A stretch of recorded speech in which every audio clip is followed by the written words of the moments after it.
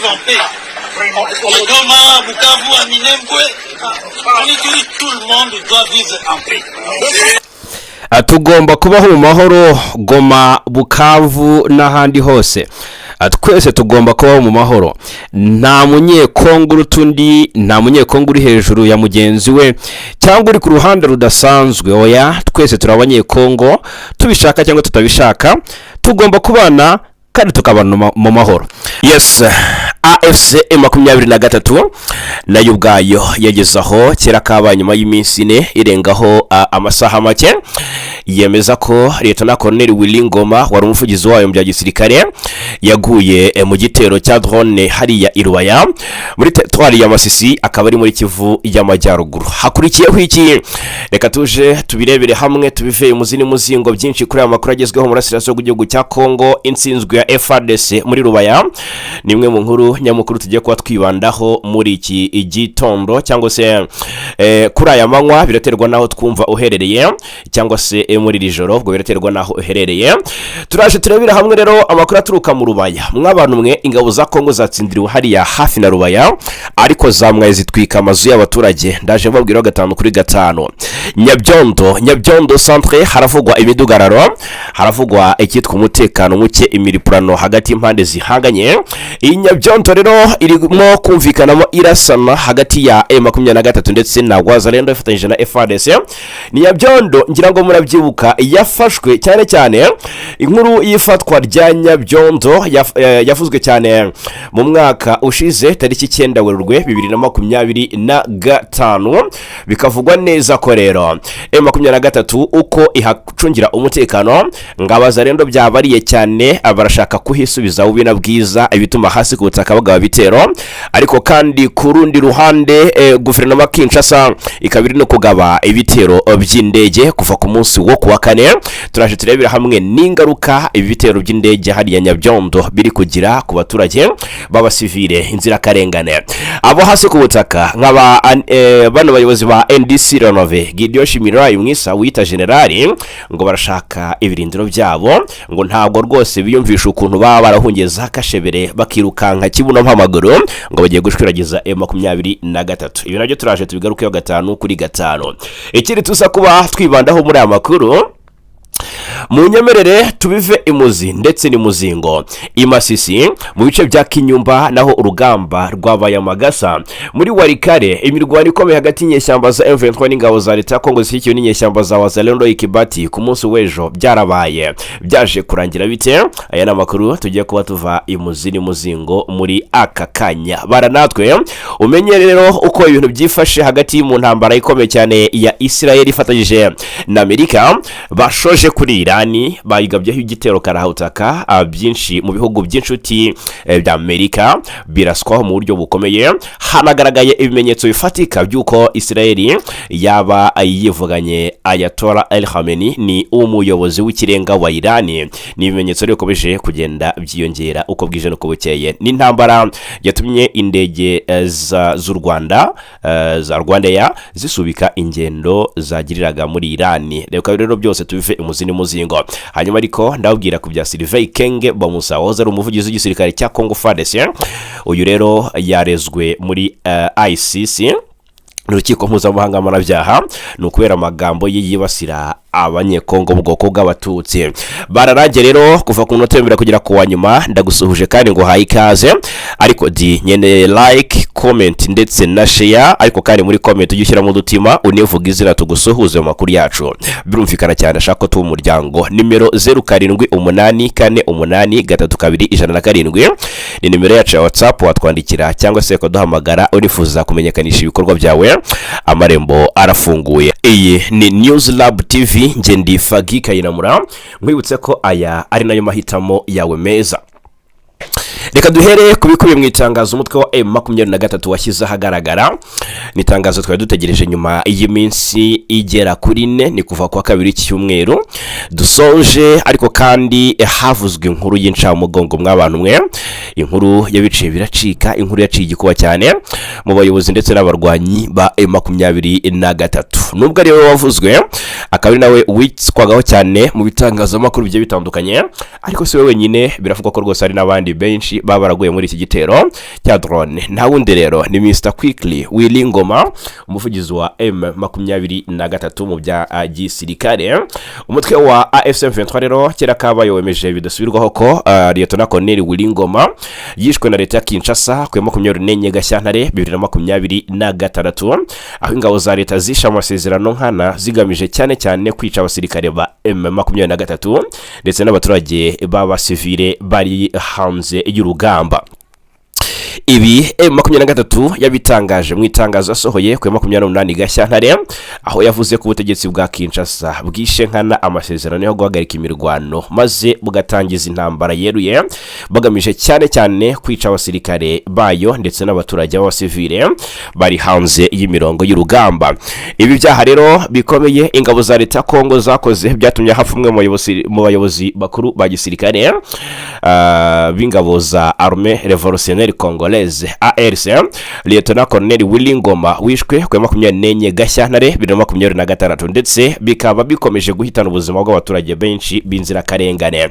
M23 yavuze ko ibyo byaha byose bitazigera bihanishwa ubusa cyangwa se ngo byirengagizwe nuko ngo ibi byose bigomba kwishyurwa ku kiguzi cyari cyo cyose.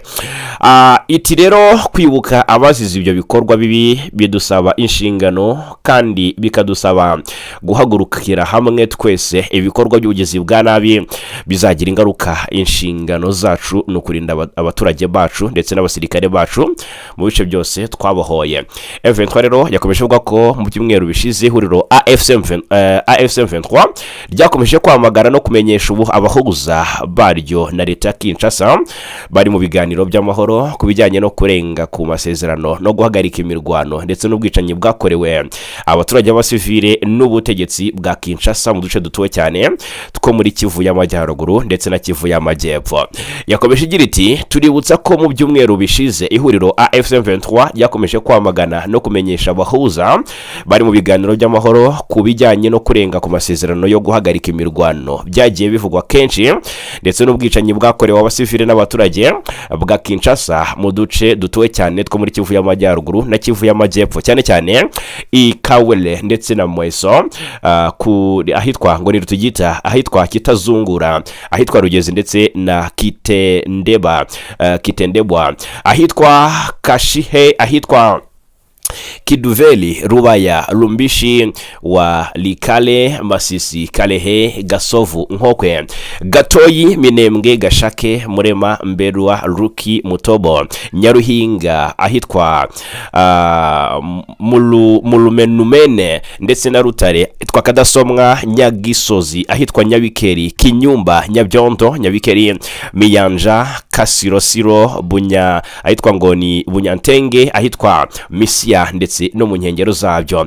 M23 kandi yavuze ko nubwo yari maze igihe itangiza impuruza kandi zigaragara zateshejwe agaciro ku bushake ndetse bigaragara ko harimo agasuzuguro ku bari bagamije kugabanya umwuka mubi w'intambara ndetse no kurengera abaturage b'abasivile, ni mu gihe intambara rusange yashyizweho n'ubutegetsi bwa Kinshasa mu by'ukuri ikomeje. M23 ihagaze ishikamye ku ruhande rw'abaturage b'abasivile, inakomeza kwiyemeza gushyigikira inzira y'amahoro no gushimangira ubushake bwayo bwo kurinda no kurengera abasivile ndetse n'imitungo yabo.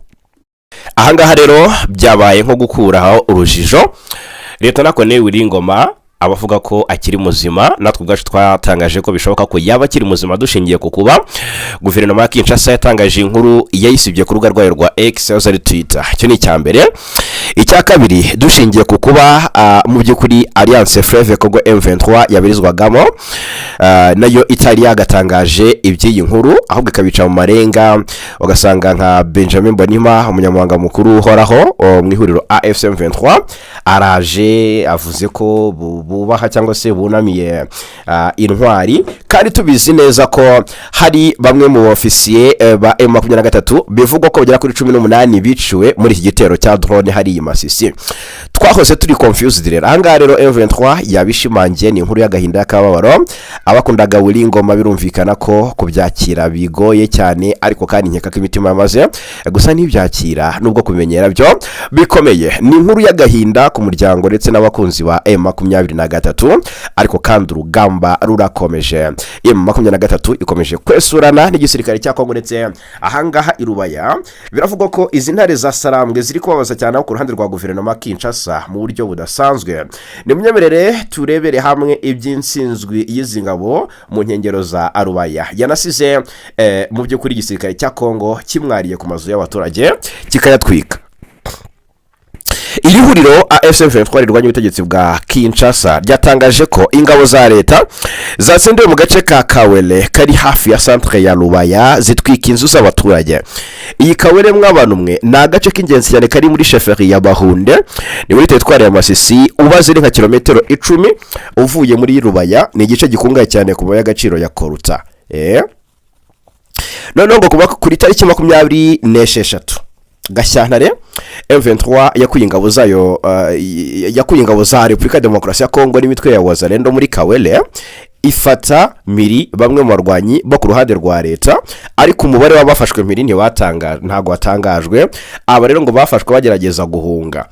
Umuvugizi wa M23 mu bya politike Lawrence Kanyuka niwe watangaje ko ubwo abasirikare cyangwa se abarwanyi bo ku ruhande rwa leta bahungaga batwitse inzu nyinshi z'abaturage zigamije kubatera ubwo batwitse inzu nyinshi z'abaturage izi nyeshyamba ngo zari zigamije kubatera ubwoba no kubababaza bikomeye. Ngo ndavuga izi nyeshyamba za Wazalendo na FARDC. Lawrence Kanyuka yakomeje agira ati mbere yuko mu by'ukuri bava muri Kawele muri teritwari ya Masisi ahagana amasaha 9 z'umugoroba ku 26 Gashyantare mu cyo bita mu buryo ubwabo butari bwo babyita ngo reprise stratégique ariko ntabwo ariyo. Ati ihuriro ry'ingabo za leta Kinshasa ryatwitse ku bwinshi inzu z'abaturage n'imitungo by'abasivile bibatera ubwoba n'ububabare. AFC/M23 yasobanuye ko abafashwe Muri bavuze ko abayobozi babo barimo uwitwa Mutayomba aribo batanze amabwiriza yo gutwika umudugudu wose ibishimangira ko iki gikorwa cy'ubugizi bwa nabi cyari cyateguwe. Ibice bikikije Rubaya bimaze iminsi biberamo imirwano ikomeye biracyahura n'ingaruka z'iyo mirwano. Rero ingabo za Kongo ziri kwifashisha cyane intwaro ziremereye na drone abo muri Wazalendo bakarwanira hasi ku butaka. Intego ngo no kwisubiza igice cy'ingenzi kigenzurwa na AFC/M23 kuva muri Gicurasi 2024. M23 rero yamenyesheje abanyekongo n'umuryango mpuzamahanga ko leta ya Kongo ikomeje kurenga ku masezerano y'agahenge ndetse ikanenyegeza intambara zikomeje kugira ingaruka ku baturage mu bice bigiye bitandukanye bya Kivu y'amajyaruguru ndetse na Kivu y'amajyepfo. Ubwo rero reka tunyarukire ahitwa Nyabyondo naho turebera hamwe ko situation imeze. Nyabyondo ubundi Nyabyondo coalition iri kurwana no kuyisubiza mu buryo budasubirwaho hasi ku butaka no hejuru mu kirere.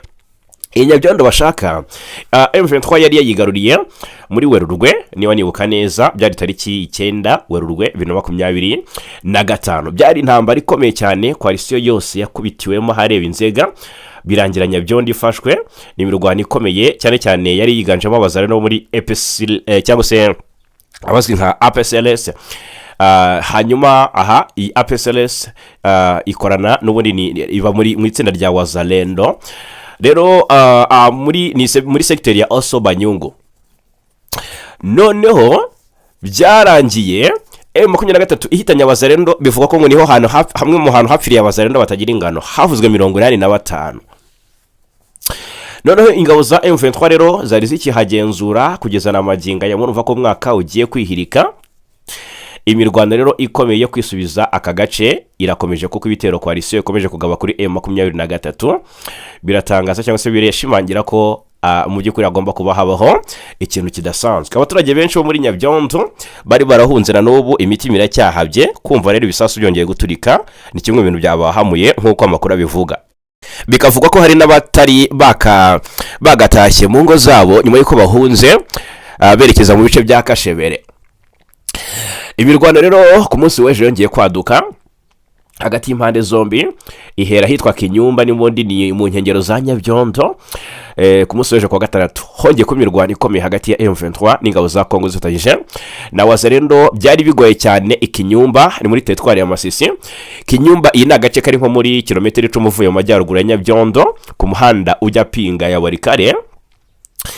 Inyabyondo rero inyeshyamba ngo zagabye igitero kuri aka gace kari mu maboko y'ihuriro ry'ingabo za leta ka Kinyumba zigamije kongera kukigarurira. Ni nyuma y'imirwano rero ngo ingendo hagati ya Nyabyondo na Pinga zarahagaritswe mu mujyi wa Nyabyondo. Ubwoba bwabaye bwinshi mu baturage aho abatuyeyo bagumye mu ngo zabo batinya gusohoka. Urusaku rw'amasasu y'intwaro nini n'intoya byari byakomeje kumvikana bituma imidugudu rero ikikije ijya mu bwoba bukabije. Hari kandi n'amakuru avuga ko abaturage bamwe batangiye kwimukira i Nyabyondo bahunga urugomo rw'amasasu. Imirwano n'abagingaya iracyakomeje muri izi axe. Ahangaha rero wumve ko Nyabyondo bikomeye ubuhungiro ni Warikare naho ikintu cyitwa imyiteguro y'urugamba ndetse n'imirwano karawutaka niyo nkuru iri kuvugwayo. Barahungira ubwayi mu Kigunda ni ikibazwa. Noneho wumve ko muri Warikare ho aho imirwano iri ahantu hari strategique cyane. Nk'ubu axe ya Kibati ku munsi w'ejo ko byari kwa gatandatu habaye imirwano ikomeye hagati ya M23 n'ingabo za leta ya Kongo. Ikibati ni muri groupement ya Ruberike muri teritwari ya Warikare. Amakuru aturukayo haratangaza ko byari bikomeye cyane n'inzego z'umutekano z'ubuyobozi bw'ibanze zirabihamya ndetse n'ubuyobozi bw'ibanze barabihamya. Ingabo za leta zifatanyije na Wazalendo zatangije igitero zigamije kwisubiza uduce twa Kibati tumaze hafi umwaka turi mu maboko y'inyeshyamba za M23. Amakuru rero ava mu baturage cyane bo muri ako gace ko avuga ko ngo humvikanye urusaku rw'intwaro nini ndetse n'into kuva mu gitondo cyo kuwa gatandatu. Ingendo hagati ya Mungazi ndetse na Kashebere zahagaritswe. Abagenzi n'abamotari baturutse i Warikare bajya i Ngoma bafungiwe i Mungazi, naho abaturutse i Ngoma berekeza i Warikare bo bahagaze ahitwa i Kashebere. Ni Kashebere rero hasa nk'ahari ubuhungiro bw'abaturuka mu bice bya Nyabyondo. Birumvikana ko rero bitoroshye. Imirwano yabaye mu Umutekano mu karere uri mu Kangara tete aho niko nabivuga, aho imirwano irushaho gukara no gukarata mu karere ka Masisi nubwo hari agahenge kizwi nka CZFR kari katangajwe ku ya 18 Gashyantare n'ubuhuza bwa Angola. Gusanga ikibabaje nuko Angola yatangaje agahenge umunsi waka akaba ari bwo yohereza ingabo. Mwabantu mwe biba bigayitse cyane. Hanyuma mu burasirazuba bw'igihugu cya Kongo hari kuvugwa byinshi. Reka mbabwire ko yitwa reka mbe mvuye ku kibuga cy'imirwano mbabwire ko kuri ubu uwitwa Sylvain Kenge Bamusa yarezwe muri ICC kubera amagambo yibasira abatutsi n'imiryango y'abanyekongo rero bo mu bwoko bw'abatutsi. Yarezwe aho umuvugizi w'ingabo za Repubulika Demokarasi ya Kongo General Major Sylvain Kenge mu rukiko mpanabyaha mpuzamahanga ICC ruri Irahe mu Buholandi kugira ngo azaryozwe amagambo ye yibasira abatutsi. Uyu munyamategeko wunganira aba banyekongo yitwa Bernard Menye, uyu yagejeje iki kirego ku bushinjacyaha bwa ICC tariki 17 Gashyantare bivuga ko aribwo yabugejejeho iki kirego agaragaza ko amagambo ya Ikenge ashobora guteza abo bwoko bw'abatutsi ibibazo bikomeye. Mu kuza mwaka ushize Ikenge yari koroje ku mbuga nkoranyambaga ku kinyamakuru RTNC ni radio na televiziyo by'igihugu cya Kongo avuga ko abanyekongo b'abatutsi kazi batabyarana nabo badahuje ubwoko, abasaba rero abagabo kwitondera gushakana nabo. Aya magambo rero yamaganywe bikomeye ahagarikwa by'agateganyo ku mwanya w'umuvugizi. Maître Menya uvuganira abatutsi cyangwa se umunyamategeko wunganira aba batutsi yagaragaje ko Ikenge yareganywe n'abandi bantu bo muri Repubulika ya Demokarasi ya Kongo bamaze igihe bibasira mu bwoko bw'abatutsi, usanga bo baba banashyigikiwe nabo mu butegetsi nk'umuvugizi wa guverinoma y'iki gihugu Patrick Muyaya. Uyu munyamategeko asobanura ko biba bigoye ko leta ya Kongo yahana aba bantu kuko ibashyigikira ku mugaragaro mu byo bavuga n'ibyo bakora, nyamara ngo ifite amategeko yakabaye abahana. Asobanura ko rero ngo bamwe muri bo ngo bagiye bakirwa na perezida w'iki gihugu Felix Kisekedi Chilombo. Maître Menya yatangaje ko kuva mu mwaka wa 2020 nabwo imiryango y'abanyekongo yatanze ikirego muri Repubulika Demokarasi ya Kongo igaragaza uburyo imvugo z'urwango zikomeje gukwirakwira, ariko ko iki kibazo kitigeze gikurikiranwa kandi cyaragaragarijwe n'ibimenyetso. Mu ibaruwa yandikiye ubushinjacyaha bwa ICC, Maître Menya yibukije ko ikirego cyo mu mwaka wa 2020 kitigeze gikurikiranwa. Iyo ubushinjacyaha bwa ICC bushyikirijwe ikirego buragisuzuma bugabona gifite ishingiro hashingiye ku bimenyetso byatanzwe, bukaba bwategura dosiye kugira ngo nabwo bukigeze mu rukiko. Ibyo nibyo bushobora gukora. Ayo mu karere turaje tuyagarukeho mu mwanya nanone uri imbere. Reka duhite twerekeza ku makuru ari kuvugwa cyane mu ntambara ya Iran ndetse na Amerika ifatanyije na Israel. Byatumye na sosiyete y'u Rwanda ikora ubwikorezi bwo mu kirere Rwanda itangaza ko yasubitse ingendo WB300, WB303 ndetse na WB304 na WB305 zijya n'iziva Doha na Dubai kubera umutekano muke uri muri aka karere. Nitangazo risubika izi ngendo ryasohotse ku 28 Gashyantare 2026 nyuma y'amasaha make Israel na Amerika bigabye igitero gikomeye kuri Iran cyiswe Rolling Lions cyangwa se Operation Rolling Lions cyangwa se umutonomo w'intare. Bikavuga ko rero ubwo Irani yatangiraga gusubiza ibi bitero, ibihugu byegeranye birimo Katari, Kuwait, Syria ndetse na Leta Zunze Ubumwe z'Abarabu byafunze ikirere cyabyo kuko zimwe muri misile ndetse na drone bya Irani byerekeza muri Israel biri kunyura hejuru aho ngaho. Hanyuma rero Minisiteri y'ingabo ya United Arab Emirates yatangaje ko iki gihugu cyagabweho igitero cya misile zipfubirizwa mu kirere cyo mu mujyi wa Abu Dhabi. Ibimene byazo byica umuntu umwe. Rwanda ya rero iti umutekano w'abagenzi bacu n'abatwara indege ukomeza kuba uw'ingenzi. Turi kugenzurira hafi uko byifashe, turabaha andi makuru bitewe n'ibigezweho. Rwanda yavuze ko abagenzi bagizweho ingaruka mu by'ukuri bazemererwa guhindura tike zabo bakazigenderaho ku yindi tariki. Mu mashusho y'iminota 8 Perezida Donald Trump yatangaje ko Amerika yagabye igitero cyangwa se ibitero bikomeye kuri Irani kubera ko igihugu cyageragezaga gusubukura umushinga wo gukora intwaro kirimbuzi. Trump yavuze ko Irani yakomeje gukora misile ziraswa mu ntera ndende zishobora guhungabanya umutekano w'ibihugu by'inshuti by'Uburayi. Ingabo za Amerika zikorera mu mahanga zikaba zanagera mu gihugu cyabo. Hanyuma rero ati Irani yagerageje kongera kubaka gahunda ya nucleaire kandi ikomeje gukora misile ziraswa mu ntera ndende. Ubu zahungabanya umutekano w'inshuti zacu nziza n'abafatanyabikorwa i Burayi. Ingabo zacu ziri hakurya y'amazi magari zikaba zagera vuba mu gihugu cyacu. Perezida wa Amerika yatangarije cyangwa se yagaragaje ko Irani yanze kumva ubwo yasabwaga kwemera amasezerano agamije guhagarika umushinga wo gukora intwaro kirimbuzi, bityo kigomba kwirengera ingaruka bizayigiraho.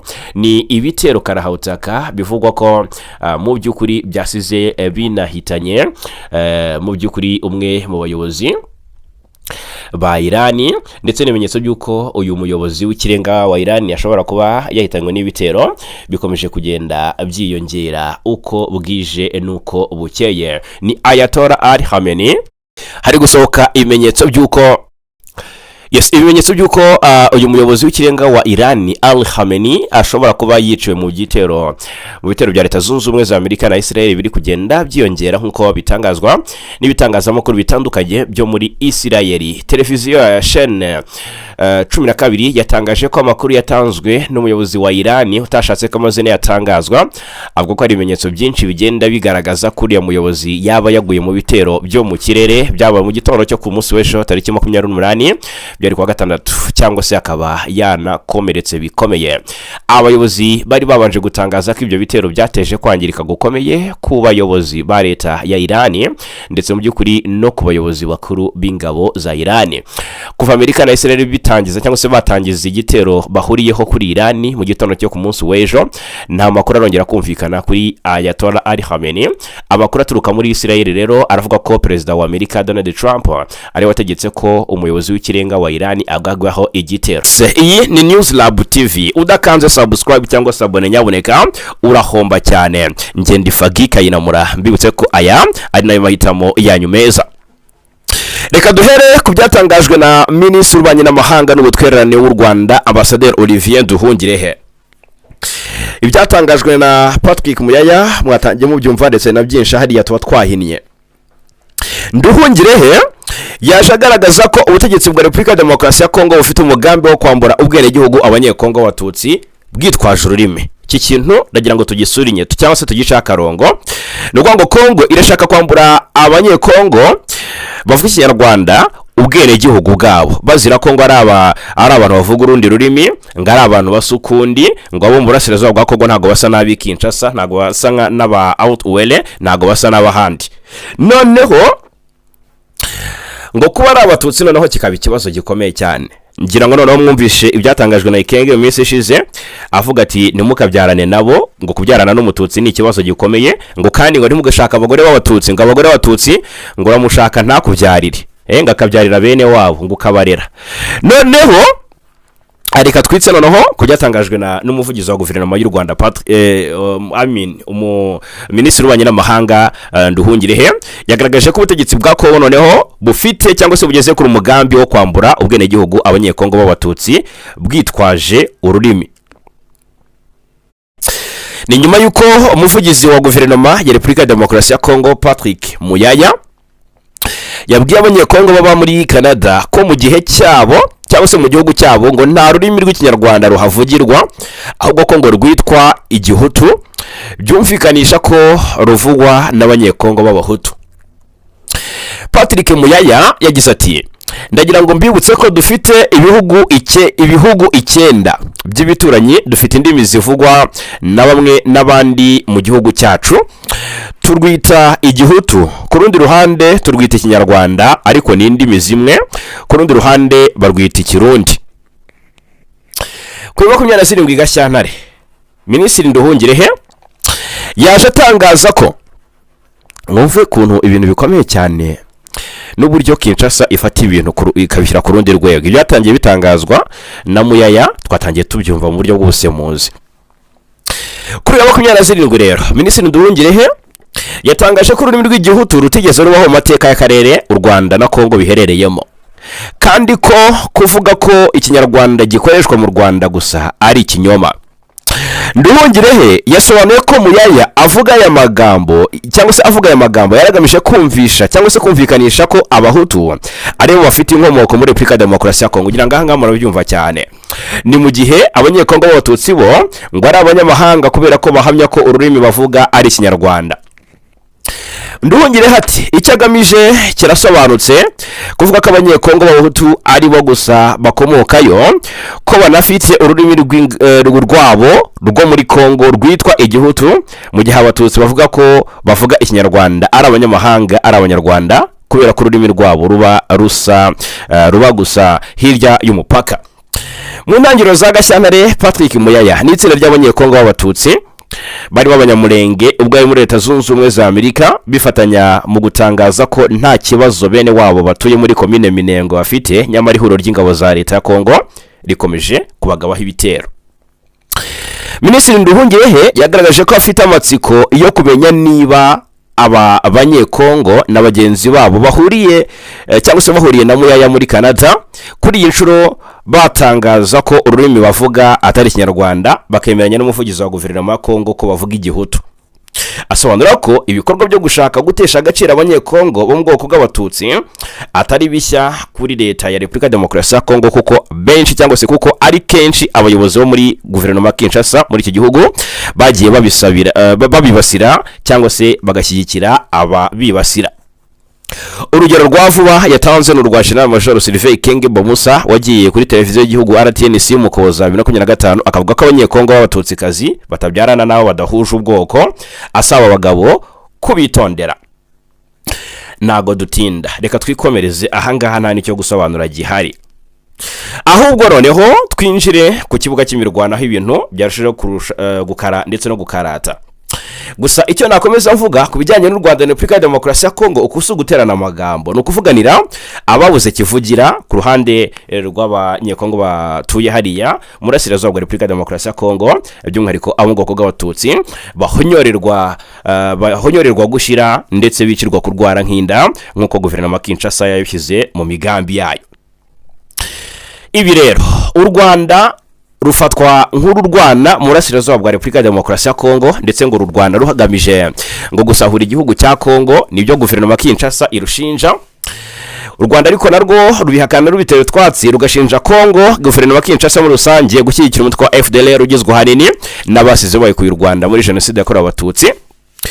Ubwo rero ndagira ngo noneho twibande cyane kukuba byarageze naho u Rwanda na Kongo bisinyana amasezerano ajya kwitwa nk'ay'agahenge, kubera ko na amasezerano akubiyemo ihagarikwa ry'imirwano, ariko hakabaho gusenya umutwe wa FDLR ugizwe hanini n'abasize bayikuye u Rwanda muri jenoside yakorewe abatutsi, n'ingingo yo kuba u Rwanda rwakuraho ingamba z'ubwirinzi rwashyize ku mipaka.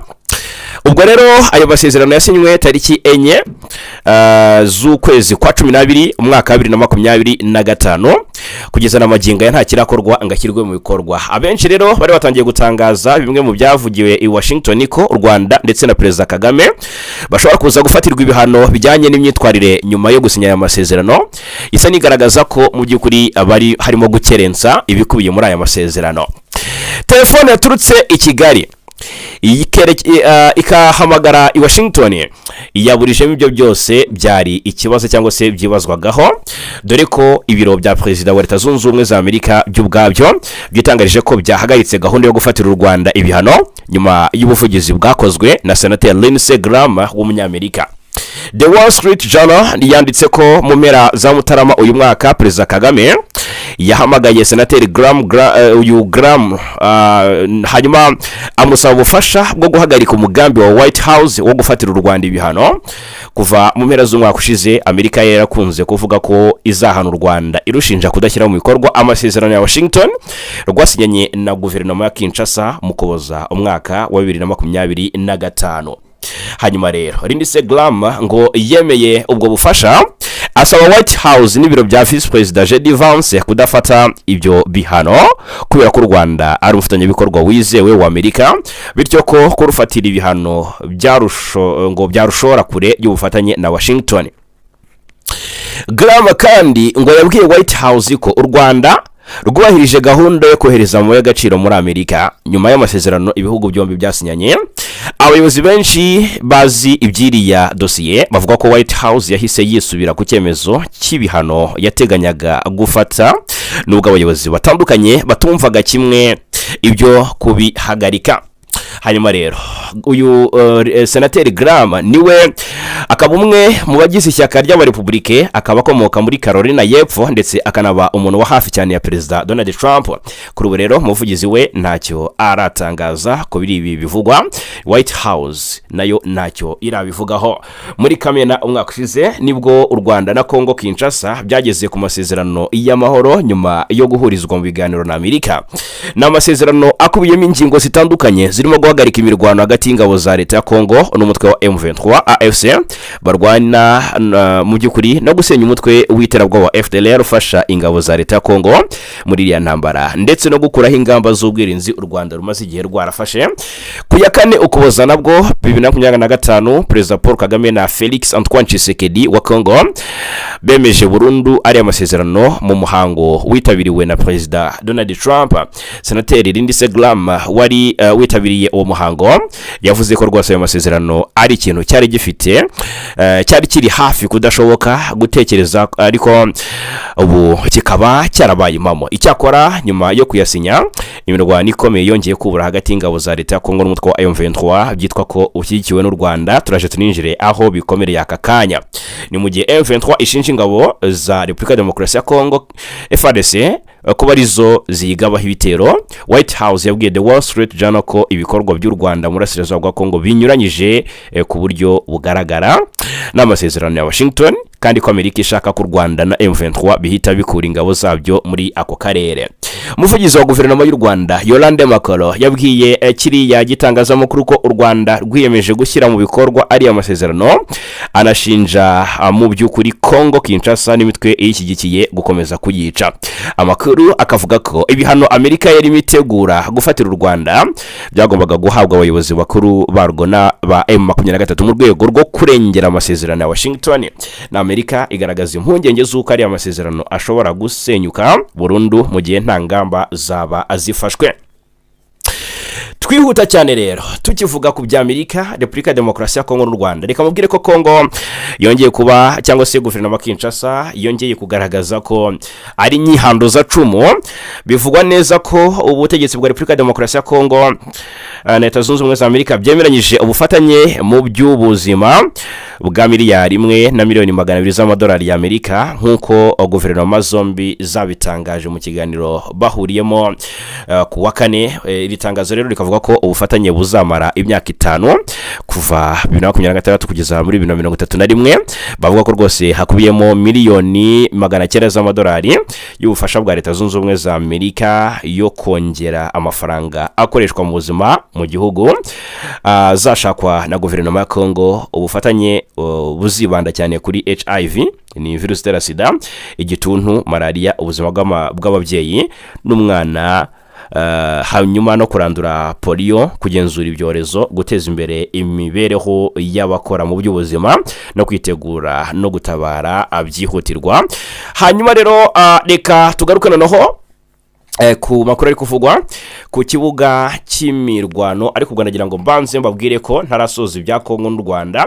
Murabizi ko u Rwanda Perezida Kagame yatanze Madame Louise Mushikiwabo muri manda ya gatatu ku mwanya w'umunyamabanga mukuru w'umuryango w'ibihugu bikoresha ururimi rw'igifaransa OIF. Kongo rero nayo iritambika iti dufite abandi bahatana kandi bakabiza ibyuya b'u Rwanda mu rwego rwo gukomeza gutesha umutwe, cyangwa se mu rwego rwo gukomeza kwereka u Rwanda ko hose bahangana. Yitwa Juliana Lumumba rero ni umukobwa wa minisitiri w'intebe wa mbere wa Kongo Patrice Emery Lumumba.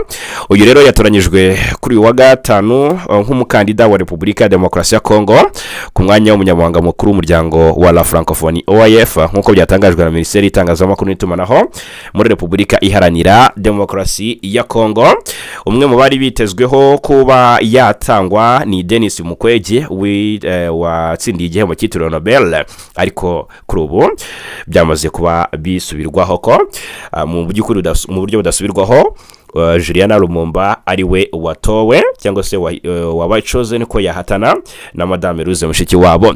Umwe mu bayobozi ba Kongo yabwiye ibiro ntaramakuru by'abanyekongo ati uburemere bw'amarangamutima n'akamaro k'izina, ubushobozi afite ndetse no gushyigikirwa n'igihugu cyose bituma aba umukandida utanga icyizere gikomeye. Umukobwa wa Lumumba azaba ahatanye n'umunyarwandakazi Louise Mushikiwabo uzangiza manda ye ya kabiri mu Ngushyingo umwaka wa 2026. U Rwanda rero rukaba ruherutse gukomeza kumugirira icyizere no kumugena nk'umukandida warwo mu matora ataha, aho azaba ahatanira manda ya gatatu. Twinjire ku kibuga cy'imirwano. Ibintu byakomeye cyane, urugamba rwabaye amagasa, imirwano ikaze. Reka duhere ku mirwano yasize ihekuye igisirikare cya Repubulika ya Demokarasi ya Kongo. Ni imirwano ikaze yatangiriye muri Nyamaboko ya mbere hariya muri teritwari ya Masisi, ni muri Kivu y'Amajyaruguru, aho yasize intare za Sarambwe zigaruriye uduce twinshi tw'ingenzi. Ni imirwano ikomeye yabaye ku wa gatanu tariki 27 Gashyantare muri teritwari ya Masisi mu ntara Kivu y'Amajyaruguru muri Burasirazuba bwa Repubulika ya Demokarasi ya Kongo. Yumvikanyemo urusaku rw'intwaro ziremereye n'izoroheje mu gace ka Nyamaboko. Iyi mirwano yasize ihuriro Alliance Fleuve Congo M23 rifasha agace ka Murema nyuma yo guhangana bikomeye n'ingabo za leta ya Congo FARDC zifatanyije n'imitwe yitwaje intwaro izwi ku izina rya Wazalendo ndetse na FDLR. Amakuru aturuka mu baturage n'andi masoko yigenga ahuriza ko kuba M23 yongeye kwigarura uduce agace ka Murema kari muri groupe wa Nyamaboko ya mbere. Murema iherereye mu ntera itarenze kilometero 10 uvuye muri centre ya Kazinga ndetse na Ngururu, ahafite akamaro mu igenzura ry'imihanda n'imigenderanire y'uturere two mu majyaruguru ya Masisi. Agace ka Murema gafatwa nk'ahantu hafite inyungu zikomeye cyane mu rwego rwa gisirikare kuko kegereye cyane imihanda ihuza ibice bitandukanye bya Masisi n'uturere twegeranye. Kugenzura Murema kuri M23 byarayiha amahirwe akomeye cyangwa se ubushobozi bwo gukurikirana no kugenzura ingendo z'ingabo n'ibikoresho bya gisirikare ndetse n'itangwa ry'ibiribwa n'ibindi bikenerwa mu gihe cy'imirwano. Aha ngaha rero M23 ikavuga ko iba yarebye kure ikavuga iti aho baca bakora deployment bongera ingabo bongera ibikoresho reka tuhacungisha ijisho. Nyamoko ya mbere ubwayo ni kamwe mu dushya twinshi twagiye duhinduranya mu by'ukuri amaboko mu mezi ashize bitewe n'imirwano ihoraho hagati ya M23 n'ingabo za leta ya Kongo. Kuba Murema yongeye kugwa mu maboko ya M23 bishobora kugira ingaruka zikomeye ku mutekano bakazingana ngururu ndetse bikongera igitutu ku ngabo za leta ziri muri utwo duce. Teritwari ya Masisi rero ni imwe mu zima z'imyaka myinshi zibasiwe n'intambara z'urudaca muri Burasirazuba bwa Kongo. Mu mateka yayo ya vuba yagiye irangwamo amakimbirane ashingiye ku bibazo by'ubutaka, amoko, imiyoborere n'inyungu mu mutungo kamere. Muri teritwari ya Masisi ntabwo ari ibyo gusa biri i Murema. Reka tugaruke mu zindi axes zigiye zitandukanye aho FARDC yakubitiwe ahareba inzega kuri uwa marira akaba yabaye amariba ndetse n'abambari bayo. Amakuru aturuka muri ziriya axes za Masisi aravuga inkuru yimbitsi kuri Colonel Ukwishatse Novelle wari umwe mu bayobozi bakuru umutwe wa FDLR. Nyuma y'imirwano ikomeye na M23. Uyu Colonel Ukwishatse yari umwe mu bakomeye cyane ukwishaka waruzwi cyane nka mwene Sikare yarasanzwe ashinzwe igenamigambi muri FDLR yamaze kugwa ku rugamba yishwe na M23. Amakuru avuga ko yicamwe n'abandi 71. Ukwishaka yiciwe muri teritwari ya Masisi ahakomeje kubera imirwano hagati y'impande zihanganye. Urebye ku ifoto y'umurambo w'uyu mugabo agaramye n'imbunda yo mu bwoko bwa Kalashnikov AK47 ikomeje gukwirakwizwa ku mbuga nkoranyambaga, urabona ko rwose burya birangira nabi cyane cyangwa se iby'urugamba birangira nabi cyane ukibaza utese byamugendekeye biti. Hanyuma Murema, iyi axe ya Murema ivugwa mu duce ivugwaho ko iri kugenzurwa na M23. Byavuzwe ko rwose ngo yagumyemo coalition nyinshi, abo muri coalition benshi cyane. Aho havuzwe imirwano mu gihe Kinyumba ni hafi ya centre ya Nyabyondo naho ibintu byari byacitse ku munsi w'ejo masaha y'igitondo. Kinyumba guhera mu gitondo harimo kumvikana amasasu menshi ahari mu nkengero za Nyabyondo. Hari imirwano hagati y'ingabo za Kongo FARDC na Wazalendo barwana na M23 hano Kinyumba. Umuturage waho ni waduhamije aravuga ati habaye urugamba rw'imbatura mugabo kandi haraye hakoreshejwe drone ku munsi wo kuwa kane ni mugoroba zagabye ibitero indani mu mujyi wa Nyabyondo. Murabyibuka ibiherutse kuberayo mu mpera z'umwaka ushize ku musozi wa Mongaliyema, drone zihitana abaturage batagira ingano bashyinguwe mu minsi yashize. Akaba ari Nyabyondo rero umuntu atatinya kuvuga ko iri mu kangaratete na magingaya. Ni imirwano myinshi mishya rero iravugwa mu gihe imirwano yabereye mu midugudu myinshi yo mu mirenge ya Katoyi ndetse na Osobanyungu, aho igisirikare cya Kongo gifatanyije na Wazalendo cyari cyagabye ibitero bya drone ndetse n'ibyo hasi ku butaka muri izo axe kuri M23. Ni ibitero M23 ikomeza kwamaganira kure mu matangazo akomeye cyane. Reka twibande ku magambo aremereye yatangajwe na Bertrand Bisimwa wa M23. Inyandiko zatangajwe na Bertrand Bisimwa akoresheje urubuga rwa X Twitter ntizishobora gufatwa nk'amagambo asanzwe ajyanye n'ibihe byihariye kuko urebye neza ugasesengura ni inyandiko ziri mu murongo wa politiki n'igisirikare uremereye cyane ushobora kugira ingaruka zirenga aho imirwano iri kubera ukagera no ku mutekano w'akarere kose muri rusange. Reka tubyinjiremo. Mu byatangajwe uyu muyobozi wungirije w'ihuriro rya Alliance FF Congo M23 yashinje ubutegetsi bwa Kinshasa ko bwisha gahenge bwari bwemeranyijweho butangiza ibitero byagutse ku mirongo yose y'urugamba. Ibi birego bya rero nkuko bigaragaramo ibice bitatu by'ingenzi, harimo kwica isezerano rya gahenge, gutegura no gushyira mu ibikorwa cyangwa se igikorwa cya gisirikare cyari giteguwe kandi gihuriweho n'impande zitandukanye, ndetse no guhitamo ku mugaragaro inzira ya gisirikare nk'uburyo nyamukuru bwo gukemura aya makimbirane. Ihonyorwa ry'agahenge rifite uburemere burenze mu guhagarika imirwano by'agateganyo mu ntambara z'iki gihe agahenge si uguhagarika amasasu gusa, ni igikorwa cya politiki cyubaka icyizere gike kikaba gisigaye hagati y'impande zihanganye. Ni intambwe ituma buri ruhande rwemerera urundi nk'umuvugizi ufite ijambo mu mishyikirano. Kurenga ku gahenge rero bisobanura gusenya urwego rw'ibishyikirano, gutesha agaciro ijambo rya politike no gusimbuza ibiganiro imbaraga z'imbunda. Icyizere gisanzwe ari gike kirushaho gusenyuka, dipolomasi igahabwa umwanya muto mu gihe abasirikare cyangwa se igisirikare gihabwa ijambo rikomeye. Gutanga ibisobanuro by'uko habayeho ibitero by'ihuriro ry'ingabo za Kongo zigizwe na FARDC, Wazalendo, FDLR, abacancuro, imbonerakure z'u Burundi, ingabo za Angola, kandi byagutse byerekana ko atari impanuka cyangwa se kwitwara nabi kw'abasirikare ku giti cyabo, bivuga igikorwa cyateguwe, cyatekerejwe, cyapanzwe kandi cyemejwe ku rwego rwo hejuru mu buyobozi bwa gisirikare. Imvugo yakoreshejwe ishyiraho igitekerezo cy'uko habayeho guhitamo ku bushake inzira y'intambara. Ibi bishobora rero kuba byagaragaza ihinduka riva ku mirwano y'uduce twihariye rigana mu ntambara ifite igishushanyo mbonera gihamye n'intego z'igihe kirekire. Bertrand Bisimwa rero ati mu by'ukuri guverinoma Kinshasa yagaragaje ibimenyetso simusiga by'uko ishobora kuba yarahisemo inzira y'intambara. Ikirego cya gatatu rero ngo nicyo gifite uburemere ahangaha kurusha, kuko ngo harimo guhitamo ku mugaragaro inzira ya gisirikare nk'uburyo bwo gukemura ibibazo cyangwa se ikibazo. Niba koko ariko bimeze, ngo byasobanura ko inzira ya politike yubatswe buhoro binyuze mu buhuza bw'akarere n'amahanga yaba isigaye isa nikorwa gusa ku izina idafite imbaraga zihagije. Ni mu mateka ya Kongo cyane cyane murasirazuba w'igihugu intambara yakunze kuba ingaruka z'uko politiki yunamiwe, ariko iyo ihindutse igikoresho cyatoranyijwe ku bushake ibitakiri ikimenyetso cyo kunanirwa kwa politiki, ahubwo igahinduka politiki ubwayo.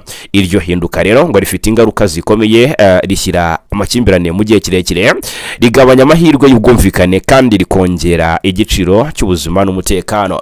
Mu bihe rero cyangwa se mu gihe ibi birego byafatwa nk'ukuri, cyizere cy'uko ibiganiro byatanga umusaruro kirushaho kugabanuka. Ibikorwa byatangijwe i Doha bishobora kugaragara nk'ibyasigaye inyuma. Ku rundi ruhande ubusabe bw'agahenge bwashyizwe imbere na perezida wa Angola Joao Lourenço, ariko nawe wakoze ishyano kohereza ingabo, byanibashijweho na benshi. Bushobora kugaragara rero nk'ubwateshejwe agaciro n'imigendekere y'ibikorwa bya gisirikare byakomeje. Ibi rero bigashyira cyane cyangwa se bishyira mu kibazo imbaraga z'ubuhuza bw'akarere, cyane cyane mu gihe perezida wa Kongo Felix Kisekedi agaragara nk'ufata icyemezo gitandukanye n'inzira yifuzwaga n'abahuza. Ikibazo ntikigarukira ku bantu ku giti cyabo gusa, kuko kireba ireme n'ubudahangarwa bw'imiyoborere y'ubuhuza bwa Afurika. Iyo ijambo ry'umuhuza ridahabwa agaciro cyangwa se rikavuguruzwa n'ibikorwa byo ku rugamba, ubirebesheje amaso y'ubushishozi rero ahangaha inyubako ya dipolomasi iranyeganyega. Abafatanyabikorwa mpuzamahanga bahita batangira kongera gupima inyungu zabo, buri ruhande rugashaka inkunga hanze y'imbibi zarwo. Ahangaha rero nagira ngo namwe mutanga ibitekerezo. Ese mukurikije imyitwarire ya guverinoma ya Kinshasa muri iki kibazo mu bihe by'agahenge, niki bibashushanyiriza? Nyaboneka reka mu by'ukuri duhane ibitekerezo, dusangire ibitekerezo ahangaha muri iyi nkuru. Hanyuma rero reka mbabwire ko uri Lieutenant Colonel Willy Ngoma bivugwa ko ashobora kuba kiri muzima cyangwa se yaba agihumeka w'abazima, bivuye ku kuba guverinoma ya Kinshasa yabitangaje ubwayo ku rubuga rwa X, yarahise isiba ibyo tangazo. Bivuye ku kuba M23 umutwe yabarizwagamo ndetse akaba n'umuvugizi w'igisirikare cya Kongo itaratangaza mu buryo bweruye ko Lieutenant Colonel Willy Ngoma yaba yaritabye Imana, ngiye yakwihanganisha n'abagize umuryango we. Bikomotse ku kuba n'ibinyamakuru bitandukanye bishidikanya cyangwa se bitaragaragaza mu by'ukuri aho yarasiwe harazwi cyangwa se haravugwa, ariko ntihagaragazwa mu by'ukuri uko byakozwe, ntihagaragazwa mu by'ukuri ukuri guhamye kw'aya makuru. Ntabwo rero twabikomozaho ngo dushimangire ko Willy Ngoma yaba yaritabye Imana. yaritabye Imana mu by'ukuri bikaba bigihuhiswa gutya bitaratangazwa nk'ukuri. Twaba turanyine kugira ngo dukomeze tubakurikiranire uko bimeze. Gusa icyo nshaka kubabwira nuko amakuru aturuka mu burasirazuba bwa Kongo aravuga ko Willy Ngoma ngo yamaze no gukingurwa amashyamba yo muri Masisi mu gihe ngo abakunzi be bari biteze ko ngo ashobora gushyingurwa mu cyubahiro. Ukibaza nanone Willy Ngoma umuntu ukomeye kuriya yashyingurwa mu buryo bw'ibanga nk'ubu, nacyo kikaba ari ikibazo kibazwa. Igisubizo kikaba biravuga ko rero Ngoma yashyinguwe ngo ku wa gatatu w'iki cyumweru nyuma y'umunsi umwe yiciwe mu gitero cya drone cyagabwe muri teritwari ya Masisi. Umunyamakuru Pero Rwanda abinyujije ku rubuga rwa X yavuze ko bitandukanye n'amakuru yavugaga ko umurambo wa Colonel Willy Ngoma wagombaga kugarurwa i Goma. Amakuru ngo aravuga ko yashyinguwe nta cyubahiro na gito ahawe kandi mu ibanga rikomeye, mu gihe ku wa gatatu mu ishyamba riri hafi ya Rubaya ariho yashyinguwe. Aya ariko hakaba ari amakuru adafitiwe gihamya, bikavuga ko ngo yarasamwe n'abandi bagera kuri 19 kuri 18 nawe urimo, bikaba ari 19 n'amakuru tugishakisha hasi hejuru ngo tumenye ukuri kwayo muri rusange. Reka nsoreze kuri iyi nkuru ituruka i Rubavu, inkuru ivuga ko rwose kuri wa gatanu tariki 27 Gashyantare u Rwanda rwakiriye abanyarwanda 208 bagize imiryango 59 batashye ku bushake bava muri Repubulika ya Demokarasi ya Kongo. Abanyarwanda rero banyuze ku mpaka wa la Coronishe i Rubavu bajyanwa mu kigo cy'agateganyo cya Nyarushishi mu karere ka Rusizi, bakaba bakiriwe n'umuyobozi wa Karere. Mu kubakira rero umuyobozi w'akarere Prosper Murindwa yabasabye kwisanga mu gihugu cyabo, gufatanya n'abandi mu iterambere ry'igihugu no kwita ku burezi bw'abana babo, hubahirizwa indangagaciro z'ubumwe, kureba kure no kubazwa inshingano nk'inkingi icyizere cy'igihugu cyubakiyeho. Ni ibyo ngibyo rero, reka mbashimire cyane kubana natwe muri aya makuru 5 kuri 5 hano kuri News Lab TV. Turakomeza kubana.